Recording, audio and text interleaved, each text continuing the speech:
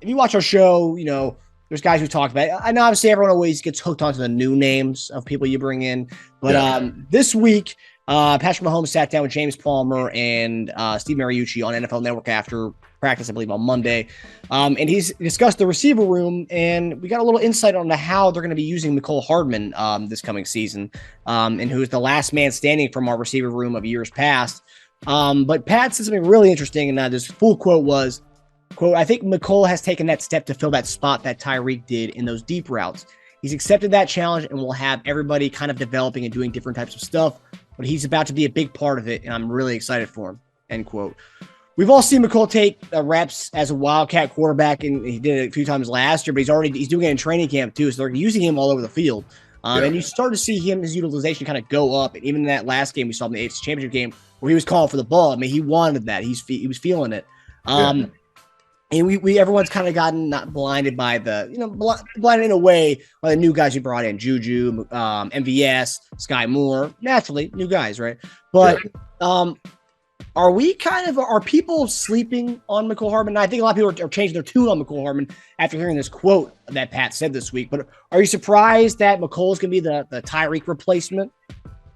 No, not at all. To me, to be honest with you, what he was able to do in the playoffs and toward the end of the season, I think it warrants that. It really does. I mean, he was beating guys deep. I mean, he has that speed. We know he's got, world-class speed.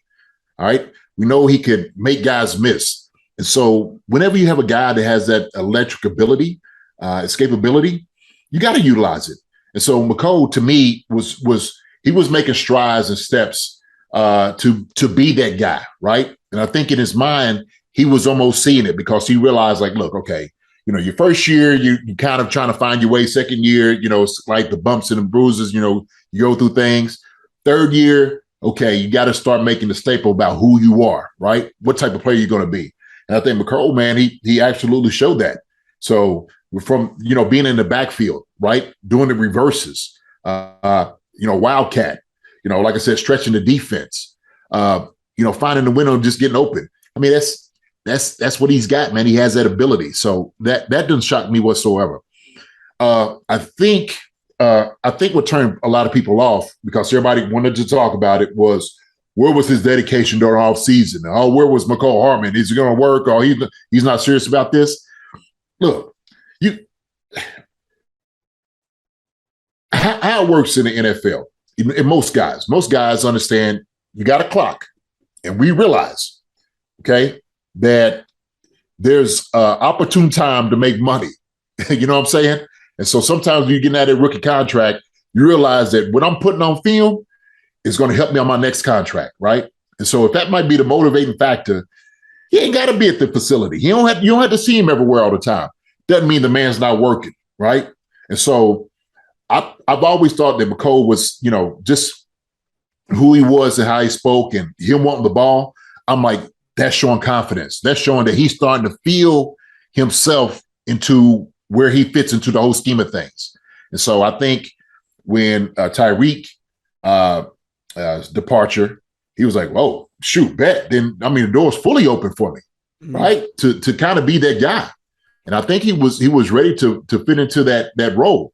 And so, look, we know we got MVS. We know we got Juju. But Mecole's like, if nobody's got more rapport than me with Patrick on the team. They just don't. And so I think, man, Mecole's going to have a wonderful year this year. I think he's going to surprise a lot of people who may be doubting him, maybe doubting his ability or maybe his hands and stuff like that. And Mecole's a playmaker. He is through and through. And so I think the maturity and the next year, this year for him is going to be an even better year than he's had. Probably the best he's had since. And coincidentally, it's a contract year for him. So, we know guys play on their contract. Yeah. Hey, listen, you want to get paid? You got to show what you can do. Pure and simple. You got to go out there and perform, right? And so I think he'll put it on his shoulders. He might be a guy that, you always see it when you're playing. When you need a play, he might just be like, hey, man, shoot, throw it to me. I'll be that playmaker, right? Shoot, I've been here, man. I done earned it. I done earned them stripes. Let me be it. Let me be the guy. Come on, coach. Run this route. I got him all day. I could see Mecole doing those things, right? Like I said, man, so he's like the elder statesman. So it's going to be good. And Patrick, he's talking that way. Patrick saying that, he's comfortable with Mecole taking that role. Yeah.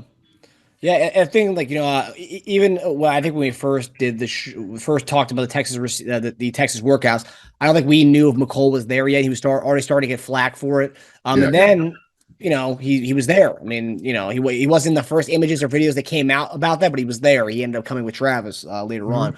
But like you said, he was already there. It was for the new guys mainly. But then he still ended up showing up.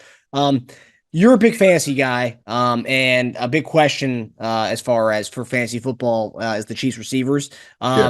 Which one of the Chief receivers are you if you were to draft one first of all the Chiefs receivers? Which one are you taking first among all of them?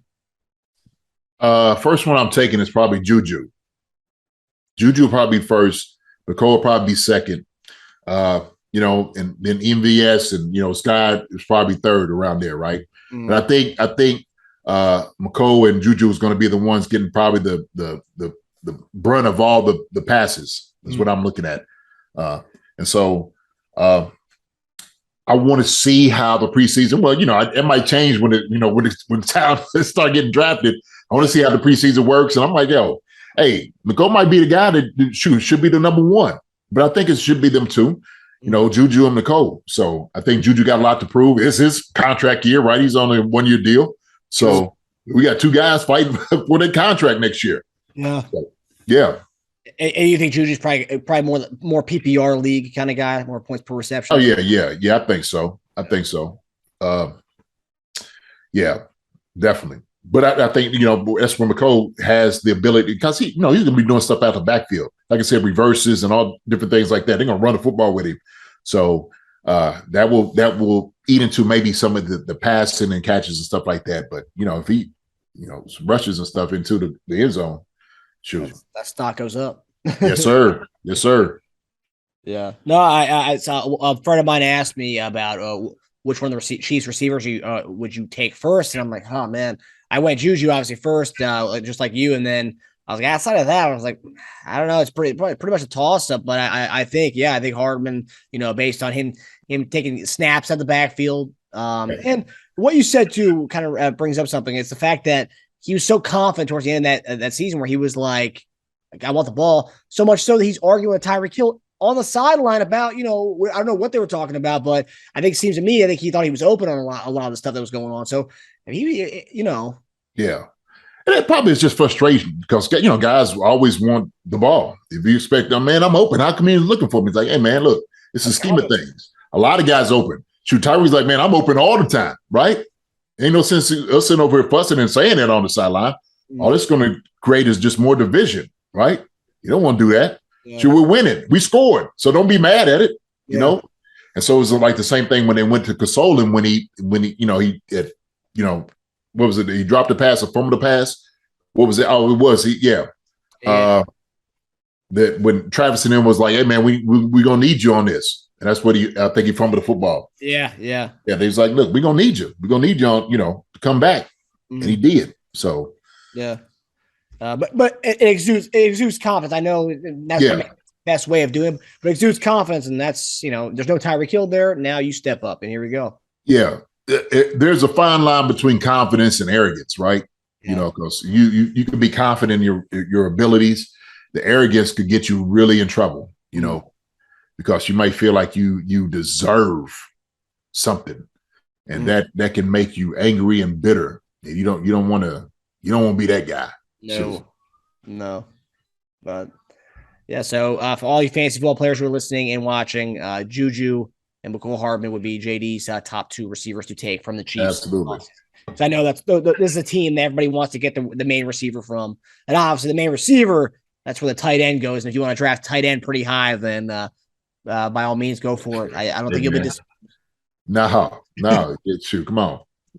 So. Hi, everybody. Thanks for watching. Subscribe here to get the latest from the show. Also, be sure to check out the best clips from Chief Concerns. And if you prefer to listen to the show, subscribe and follow us on Apple Podcasts, Spotify, and anywhere else you get podcasts.